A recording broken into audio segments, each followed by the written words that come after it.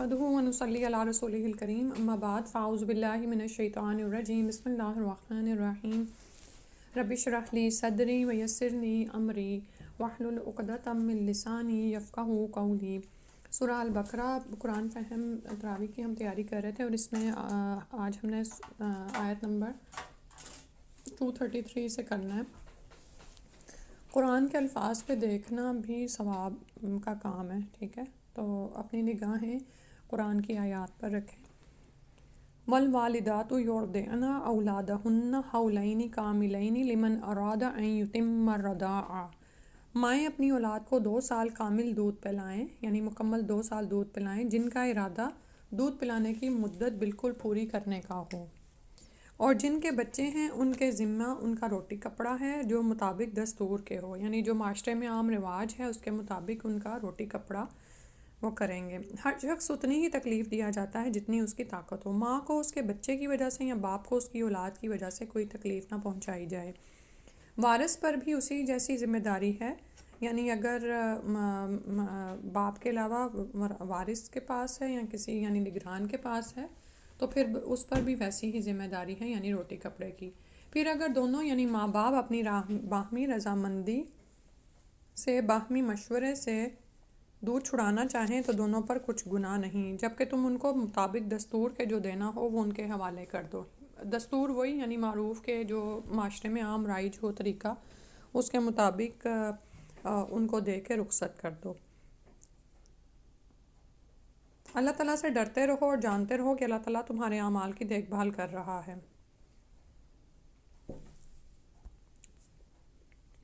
تو اب اس میں دیکھ لیتے ہیں، دراصل اس آیت میں رضاعت کا مسئلہ بیان کیا گیا ہے۔ اس میں پہلی بات یہ ہے جو مدت رضاعت پوری کرنی چاہے تو وہ 2 سال پورے دودھ پلائے۔ ان الفاظ سے کم مدت دودھ پلانے کی بھی گنجائش نکلتی ہے، ٹھیک ہے، یعنی کیونکہ کہا گیا ہے کہ جو پورے کرنا چاہے پورے 2 سال، تو نہیں تو اس کے علاوہ کم مدت بھی پلا سکتا ہے۔ دوسری بات یہ معلوم ہوئی کہ مدت رضاعت زیادہ سے زیادہ 2 سال ہے، یعنی میکسیمم اس کی حد کیا ہے، جیسا کہ ترمذی میں ام سلمہ رضی اللہ عنہا سے مرفوعاً روایت ہے۔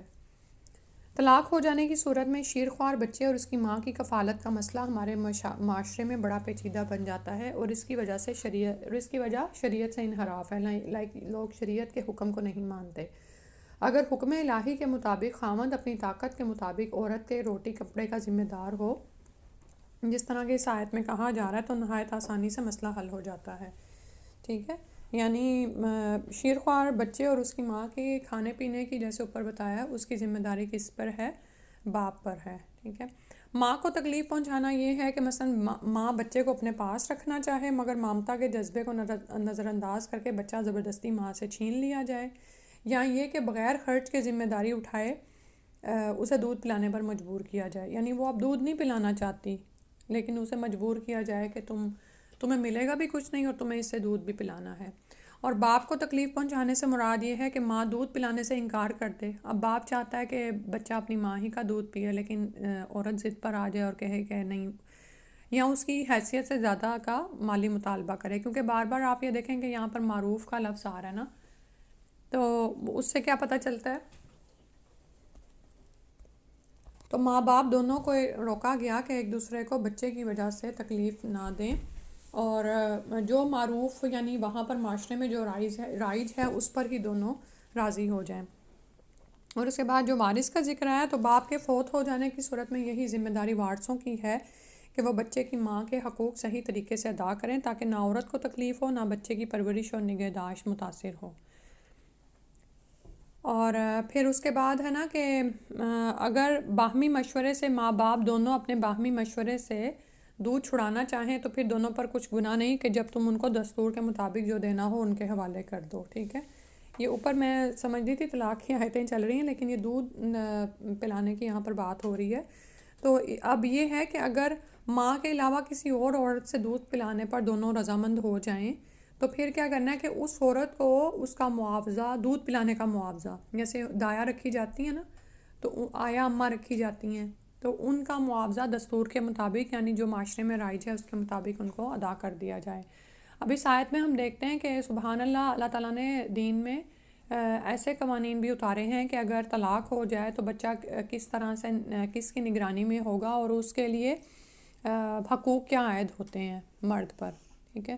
اور اس طرح آپ یہ دیکھیں کہ نہ تو میاں بیوی کی یعنی زندگی متاثر ہوتی ہے اور نہ ہی اس بچے کی جو نیا آیا ہوا ہے، اور اسی طرح اگر باپ فوت ہو جاتا ہے تو اس کے پیچھے وارثوں کو بھی ہدایت کی جا رہی ہے کہ یہ کام کریں، ٹھیک ہے، کیونکہ بچے کی ماں جس وقت وہ یعنی ہاں اب وہ یعنی شیرخوار بچے کی ماں ہے، اس وقت وہ ویسے بھی بہت ساری جسمانی اور ذہنی یعنی کمزوریوں سے گزر رہی ہوتی ہے، اور کھانے پینے کے علاوہ کچھ اور چیزیں بھی اس کو چاہیے ہوتی ہیں۔ جیسے آپ یہ دیکھیں کہ یہاں پر جو آیا نا کہ ان کے ذمہ ان کا روٹی کپڑا ہے، کپڑے کا ذکر کیوں آیا؟ وَقِسْوَتُهُنَّ بِالْمَعْرُوف، کیونکہ دودھ پلانے والی ماں کو یہ چیزوں کی زیادہ ضرورت ہوتی ہے، ٹھیک ہے۔ عام حالات میں تو آپ یہ دیکھیں کہ 2 جوڑے کپڑوں سے گزارا کر لیتے ہیں، لیکن جب بچے کا ساتھ ہوتا ہے تو بچہ کسی کے کپڑے گیلے کر دے، کچھ کر دے، تو اس وقت آپ کو چیزیں زیادہ چاہیے ہوتی ہیں۔ جیسے آج کل ہم دیکھتے ہیں کہ پیمپرز کا ایک الگ سے خرچہ ہے، اور وہ ایک اوبویس ہے، وہ چاہیے ہے ماں کو نا، تو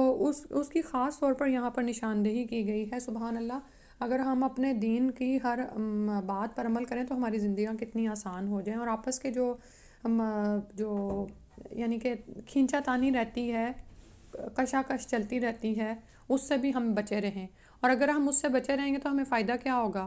ہم زندگی کے اعلیٰ مقاصد کی طرف توجہ دے سکیں گے، ٹھیک ہے۔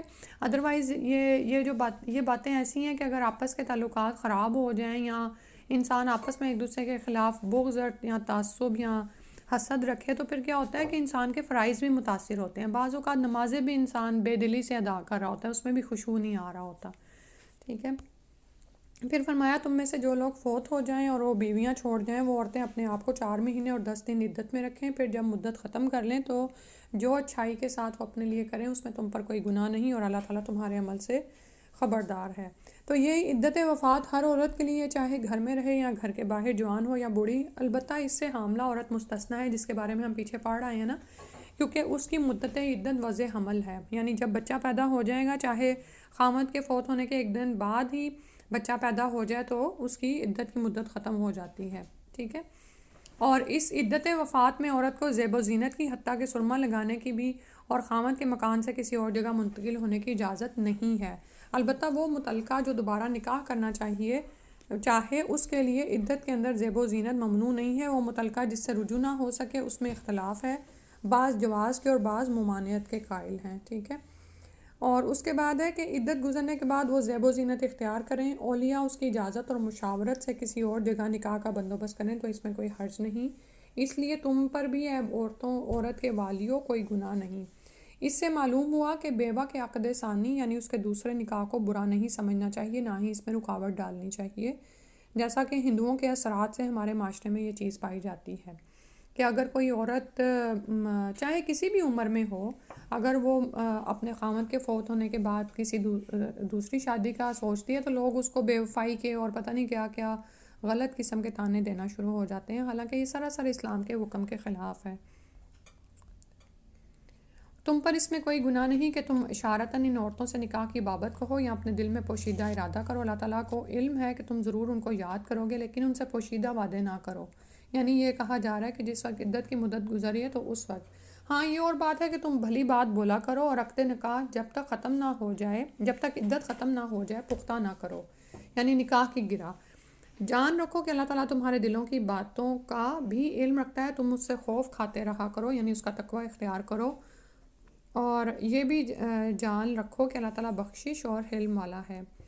تو یہ بیوہ یا وہ عورت جس کو 3 طلاق مل چکی ہو ان کی بابت کہا جا رہا ہے کہ عدت کے دوران ان سے اشارے میں تو تم نکاح کا پیغام دے سکتے ہو، مثلاً ایسی بات مرد اس کو کہہ دے کہ میرا ارادہ شادی کرنے کا ہے یا میں نیک عورت کی تلاش میں ہوں، ایسا کوئی اشارہ دے دے اس کو۔ ہوتا ہے نا کہ کیونکہ بیواؤں کے لیے بھاگ دوڑ کرنے والے کے لیے بڑا اجر و ثواب بتایا گیا ہے، تو اگر کوئی شخص ایسی نیت رکھتا ہے کہ وہ کسی طلاق یافتہ یا بیوہ سے شادی کرنا چاہ رہا ہے لیکن ابھی وہ عدت کی مدت میں ہے تو وہ اس کی اور ظاہر ہے عورت ان دنوں میں ایک پریشانی کی حالت میں ہوتی ہے کہ اب اللہ پر توکل کرنے کے باوجود بھی انسان ظاہر ہے دنیا میں تو دیکھ رہا ہوتا ہے کہ اب میرا مستقبل میں کیا بنے گا یا تحفظ کے حوالے سے، تو ایسی عورت کو اگر مرد اس سے شادی کرنا چاہ رہا ہے تو اس کو عدت کی مدت کے دوران نکاح کا پیغام یا نکاح کا اشارہ وغیرہ دے سکتا ہے۔ لیکن ان سے کوئی خفیہ وعدہ مت لو اور نہ مدت گزرنے سے قبل عقد نکاح پختہ کرو. لیکن وہ عورت جس کو خامن نے 1 یا 2 طلاقیں دی ہیں، جو ہم نے پچھلی دفعہ پڑھا نا کہ طلاق رجعی چل رہی ہے ابھی، ٹھیک ہے، اس کو عدت کے اندر اشارے میں بھی نکاح کا پیغام دینا جائز نہیں. کیونکہ کیوں نہیں دینا جائز؟ کیونکہ ایک تو وہ مرد کے گھر میں رہ رہی ہے، اور ہم نے پڑھا تھا نا کہ اس کو زیب و زینت بھی اختیار کرنی ہے. اور یہ کہ خامند ہو سکتا ہے اس سے رجوع کر لے. 3 طلاقوں والی عورت جو ان سے نا، اس کو عدت کے مدت کے دوران نکاح کا وہ اشارہ دیا جا سکتا ہے. جی اچھا، تیسری طلاق ہو یا طلاق رجعی ہو، عدت کی مدت ایک ہی ہے. وہ جو ہم نے 3 قروء پڑھے تھے نا، 3 حیض، یا اس کو آپ عام الفاظ میں نا 3 مہینے کر لو. کیونکہ کچھ علماء اس میں 3 تو اگلے طہر تک مراد لیتے ہیں، اور کچھ اس میں 3 حیض شمار کرتے ہیں. ٹھیک ہے، حیض کے احکامات پیچھے اللہ تعالیٰ نے بتا دی ہیں، اور اس میں ہم نے یہ بھی پڑھا تھا کہ عورت اس معاملے میں کوئی بھی بات نہ چھپائے. ٹھیک ہے، تو اب یہ 3 مہینے طلاق رجعی کے گزر رہے ہیں نا، اس وقت یہ بتایا جا رہا ہے کہ اس مدت کے دوران جس میں پہلا خامد رجوع کر سکتا ہے، اس میں نکاح کا اشارہ بھی نہیں کرنا. ٹھیک ہے، پھر اس کے بعد فرمایا اگر تم عورتوں کو بغیر ہاتھ لگائے اور بغیر مہر مقرر کیے طلاق دے دو تو بھی تم پر کوئی گناہ نہیں، ہاں انہیں کچھ نہ کچھ فائدہ دے دو. اب یہ ایسی عورت کی بات ہو رہی ہے جس کے ساتھ نکاح ہوا لیکن آپ نے حق مہر سیٹ نہیں تھا کیا ابھی. مثلاً اس ملک میں رہتے ہوئے کوئی شخص دوسرے کسی ملک میں عورت سے شادی کرتا ہے، رخصتی نہیں ہوتی اور نکاح حق مہر بھی سیٹ نہیں کیا ہوتا، تو پھر کیا ہے، کوئی تم پر گناہ نہیں. اب حق مہر تو ڈیفائنڈ ہی نہیں تھا، تو پھر اس کا پے کیا کرنا. لیکن اللہ تعالیٰ فرما رہے ہیں کہ متی ہننا، ان کو کچھ نہ کچھ متاع دے دو، کچھ فائدہ دے دو. خوشحال اپنے اندازے سے اور تنگ دست اپنی طاقت کے مطابق دستور کے مطابق اچھا فائدہ دے، بھلائی کرنے والوں پر یہ لازم ہے. آخر میں فرمایا حقاً علی المحسنین، یہ احسان کرنے والوں پر لازم ہے. اور آپ یہ دیکھیں کہ یہ اس متاع کی تعین بھی کی گئی ہے. کسی نے کہا خادم، کسی نے کہا 50 درہم دے دے، کسی نے کہا 1 یا چند سوٹ دے دے. بہرحال یہ تعین شریعت کی طرف سے نہیں ہے، ہر شخص کو اپنی طاقت کے مطابق دینے کا اختیار اور حکم ہے. اور اس میں بھی آپ یہ دیکھیں کہ ایسا کیوں ہے، اسلام نے کتنا ہر طرح عورتوں کا اور تمام لوگوں کے حقوق کا خیال رکھا نا. اب ایک عورت ہے، اس کا نکاح تو ہوا ہے نا، لیکن اس کی رخصتی نہیں ہوئی، تو اس کے بھی ظاہر ہے کچھ جذبات ہیں. اب آپ اس کو طلاق ایک طرح کا نقصان ہی ہوتا ہے نا جو عورت کو پہنچ رہا ہے، تو اس سے آپ اس کا کچھ مالی فائدہ دے کر رخصت یعنی اس کو طلاق دو، یعنی کسی طرح سے کمپنسیشن ہے نا ایک طرح کی. کیونکہ آپ یہ دیکھو، اگر ہمارا کوئی نقصان ہوا ہوتا ہے تو اسی وقت اگر کوئی دوسرا کہتا ہے اچھا میں تمہیں نا اتنا مال دوں گا، تو ہمیں اچھا فیل ہوتا ہے نا، کیونکہ دنیاوی مال و دولت ہے نا، اس کی حب ہمارے دل میں رکھی گئی ہے. تو اللہ تعالیٰ فرما رہے ہیں کہ بجائے یہ کہ اس کو برے طریقے سے یعنی طلاق دو یا اس کے بعد مزید کچھ اور، تو بلکہ سبحان اللہ کہا گیا کہ اس کو کچھ نہ کچھ متاع دے دو. یہ اور ساتھ میں کہہ دیا گیا کہ یہ بھلائی کرنے والوں پر لازم ہے. پھر اس کے بعد فرمایا اور اگر تم عورتوں کو اس سے پہلے طلاق دے دو کہ تم نے انہیں ہاتھ نہیں لگایا ہو اور تم نے ان کا مہر بھی مقرر کر دیا ہو، تو مقررہ مہر کا آدھا مہر دے دو. یہ اور بات ہے کہ وہ خود معاف کر دیں. اب اس میں ان عورتوں کی سمجھ آ رہی ہے، اب اس میں ان عورتوں کی بات ہو رہی ہے جن کے ساتھ نکاح ہوا، رخصتی نہیں ہوئی. اوپر بھی رخصتی نہیں ہوئی تھی، لیکن وہاں پر کیا تھا، وہاں پر حق مہر ڈیفائن نہیں تھا. یہاں پر آپ نے حق مہر مقرر ہے، تو پھر ابھی لیکن رخصتی نہیں ہوئی، یعنی چھوا نہیں ہے، تعلق قائم نہیں ہوا، تو پھر کیا کریں گے آپ اس کے لیے ضروری ہے کہ نصف مہر ادا کر دے، جو مہر سیٹ ہوا تھا اس سے آدھا کر دے. اور اگر عورت اپنا حق معاف ہی کر دے تو اس عورت میں خامن کو کچھ بھی دینا نہیں پڑے گا. پھر اس کے بعد فرمایا کہ او یعفو الذی بیدہ عقدۃ النکاح، کہ اس سے مراد خامند ہے، کیونکہ نکاح کی گرہ اس کا توڑنا یا باقی رکھنا اس کے ہاتھ میں ہے. یہ نصف حق مہر معاف کر دے، یعنی ادا شدہ حق مہر میں سے نصف مہر واپس لینے کی بجائے اپنا یہ حق نصف مہر معاف کر دے اور پورے کا پورا مہر اس کو دے دے. وان تعفو اقرب للتقوی، ٹھیک ہے. اور اس سے آگے فرمایا ولا تنسوا الفضل بینکم، اس سے آگے آپس میں فضل اور احسان کو نہ بھلانے کی تاکید کر کے حق مہر میں بھی اسی فضل اور احسان کو اختیار کرنے کی ترغیب دی گئی ہے. اچھا، اس میں پتہ بات کیا ہے، ایک تو یہ ہے کہ عورت معاف کر دے، دوسرا یہ آ رہا ہے کہ جس کے ہاتھ میں نکاح کی گرہ ہے، یعنی مرد اس کو بجائے یہ کہ آدھا دے اس کے پورا کا پورا دے دے، حالانکہ اس کو حق حاصل ہے کہ وہ آدھا کرے، کیونکہ رخصتی نہیں ہوئی تھی نا۔ اور یہاں پر پھر وہی فضل و احسان کی صورت یاد کرائی جا رہی ہے۔ آپ یہ دیکھیں کہ طلاق ایک ایسی چیز ہے جو دو لوگوں کے درمیان یا دو خاندانوں کے درمیان ایک جدائی ڈال دیتی ہے، ٹھیک ہے، لیکن وہاں پر بھی احسان کو ملحوظ رکھنے کا کہا گیا ہے، اور کہا گیا ہے کہ آپس میں فضل و احسان کو نہ بھولو، یعنی آپس میں ایک دوسرے پر فضل اور احسان کرو، اور تاکہ تعلقات خراب نہ ہو۔ لیکن ہمارے ہاں دیکھیں کہ ان احکامات پر عمل نہیں کیا جاتا، اور بعض اوقات جن خاندانوں میں اس طرح دو میاں بیوی کے مابین طلاق ہو جاتی ہے، تو چاہے ان کے پہلے سے کتنے اچھے ٹرمز کیوں نہ چل رہے ہوں، لیکن اس ایک طلاق کی وجہ سے آپس کے باہمی تعلقات بہت زیادہ خراب ہو جاتے ہیں، اور بعد میں آپس میں خاندانی تعلقات میں پیچیدگیاں یا لڑائیاں یا بات کافی، یعنی بعض اوقات تو اگر رحم کے رشتے ہیں تو ان میں قطع رحمی تک ہونا شروع ہو جاتی ہے۔ تو اگر ہم اللہ تعالیٰ کے دیے ہوئے قوانین کے مطابق عمل کریں تو آپس کے تعلقات بھی برقرار رہیں اور اللہ تعالیٰ کی رضا بھی حاصل رہے۔ پھر اس کے بعد فرمایا نمازوں کی حفاظت کرو، بالخصوص درمیان والی نماز کی یعنی عصر کی، اور اللہ تعالیٰ کے لیے بادب کھڑے رہا کرو۔ تو یہاں پر درمیان والی نماز سے مراد عصر کی نماز ہے، جس کو حدیث رسول صلی اللہ علیہ وسلم نے متعین کیا ہے، جس میں آپ صلی اللہ علیہ وسلم نے خندق والے دن عصر کی نماز کو صلاۃ وسطیٰ قرار دیا۔ اور یہاں پر ساتھ ہی نمازوں کی بات کیوں آ رہی ہے؟ آپ یہ دیکھیں کہ میاں بیوی کے باہمی تعلقات میں بار بار تقویٰ کی بات آئی تھی کہ اللہ سے ڈر کے یہ معاملات کرو، کیونکہ میاں بیوی کے آپس کے تعلقات بہت سارے ایسے ہوتے ہیں کہ جو باہر کے لوگوں کو پتہ بھی نہیں ہوتے، اور پھر سب سے بڑھ کر تو دل کے جو بھید ہیں وہ تو اللہ کے سوا کوئی نہیں جانتا، تو بار بار کہا گیا کہ اللہ سے ڈر کے معاملات کرو، اور یہاں پر نمازوں کا خیال کرایا گیا کہ نمازوں کی حفاظت کرو۔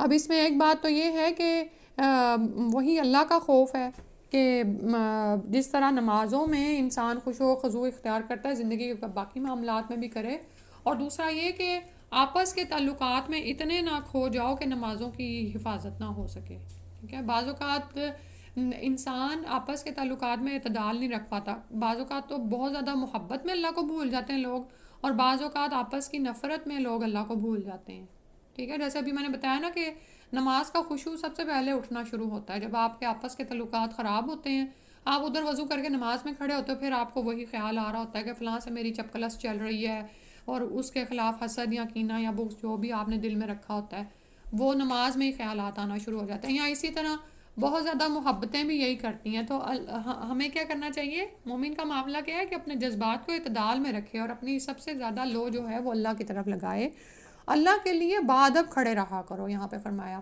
اور نمازوں کا معاملہ تو یہ ہے کہ اگلی آیت میں فرمایا اگر تمہیں خوف ہو تو پیدل ہی صحیح یا سواری صحیح، ہاں جب امن ہو جائے تو اللہ کا ذکر کرو جس طرح کہ اس نے تمہیں اس بات کی تعلیم دی جسے تم نہیں جانتے تھے، یعنی دشمن کے خوف سے جس طرح بھی ممکن ہو پیدل چلتے ہوئے یا کھڑے سواری پر بیٹھے نماز پڑھ لو، نماز فرض ہے، ٹھیک ہے، لیکن اس کے بعد جب خوف کی حالت ختم ہو جائے تو پھر اسی طرح پڑھو جیسے سکھائے گئے ہو۔ جو لوگ تم میں سے فوت ہو جائیں اور بیویاں چھوڑ جائیں اور وہ وصیت کر جائیں، ان کی بیویاں سال بھر تک فائدہ اٹھائیں، انہیں کوئی نہ نکالے، ہاں اگر وہ خود نکل جائیں تو تم پر کوئی گناہ نہیں، جو وہ اپنے لیے اچھائی سے کریں، اللہ تعالیٰ غالب اور حکیم ہے۔ یہ آیت گو ترتیب میں مؤخر ہے مگر منسوخ ہے، یعنی آئی آخر میں ہے لیکن منسوخ ہے، کیونکہ اس کو منسوخ کرنے والی یعنی ناسخ آیت پہلے گزر چکی ہے جس میں عدت وفات 4 مہینے 10 دن بتلائی گئی ہے، پیچھے گزری ہے نا آیت کہ جس میں اگر خامند فوت ہو جائے تو پھر اس عورت کی عدت کتنی ہے؟ 4 مہینے 10 دن بیوہ کی۔ لیکن یہاں پر جو سی ہے بتائی جا رہی ہے کہ جو تم میں سے فوت ہو جائے مرد، ان کی بیویوں کو 1 سال تک فائدہ اٹھائیں، ٹھیک ہے۔ تو اور اس کے علاوہ جب مواریث ہیں یعنی میراث والی آیتیں ہیں، آیت مواریث ہیں، اس میں بیویوں کا حصہ بھی مقرر کر دیا گیا ہے، اس لیے اب خامند کو عورت کے لیے کسی بھی قسم کی وصیت کرنے کی ضرورت نہیں رہی، نہ رہائش کی، نہ نان و نفقہ کی، ٹھیک ہے۔ اس کے بعد جی سوال کیا ہے؟ جی اس کی وجہ یہ جو آپ نے سوال کیا نا، اس کی وجہ یہ ہے کہ عدت کی مدت اوپر بتائی جا رہی تھی نا، تو وہیں پر ہی بیوہ کی عدت کی مدت بھی بتا دی گئی، لیکن اس سے پہلے یہ تھا کہ یہ بیویاں، یہ شاید مجھے یہاں سے اگر ہم ڈیٹیل میں جائیں تو ہمیں پتہ چلے کہ 1 سال کی مدت کے لیے وہ رہیں، ٹھیک ہے۔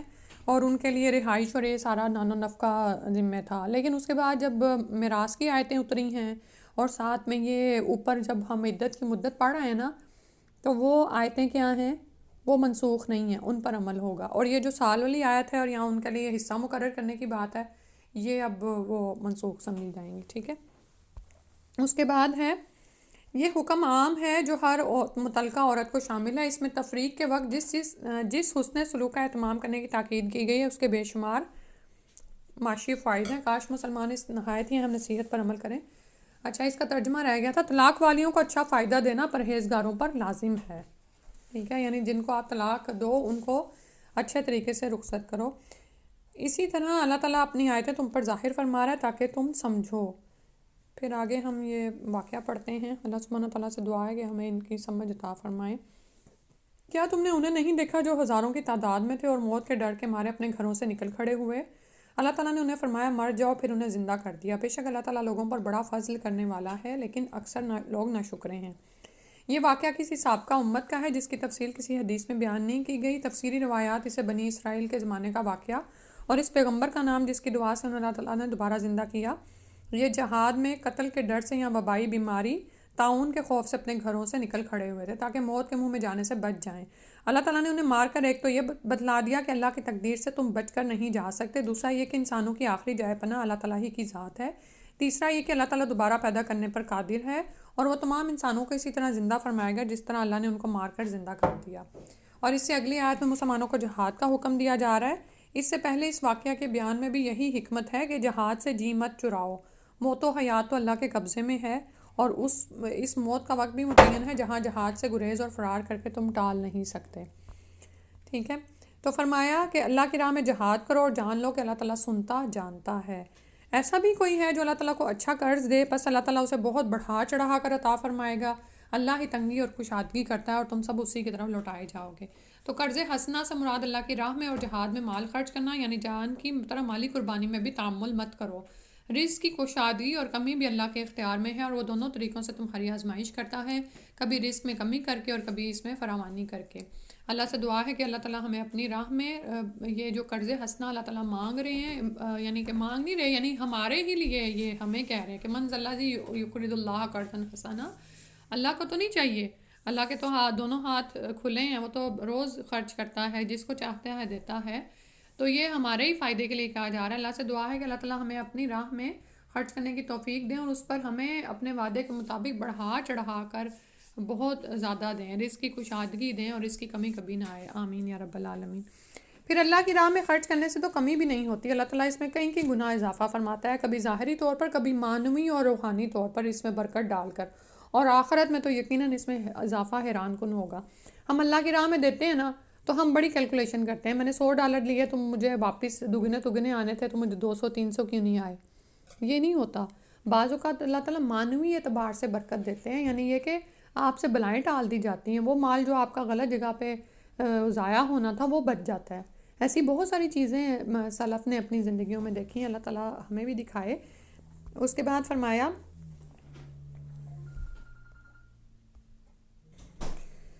چلیں اس یہیں پر ہی مکمل کر لیتے ہیں. اللہ سبحانہ تعالیٰ جو پڑھا ہے اس کو سمجھنے کی، اس کے مطابق عمل کی اور اس کو آگے پھیلانے کی توفیق عطا فرما دیں. آمین. سبحانک اللہم و بحمدک اشہد ان لا الہ الا انت استغفرک و اتوب الیک. السلام علیکم و رحمۃ اللہ.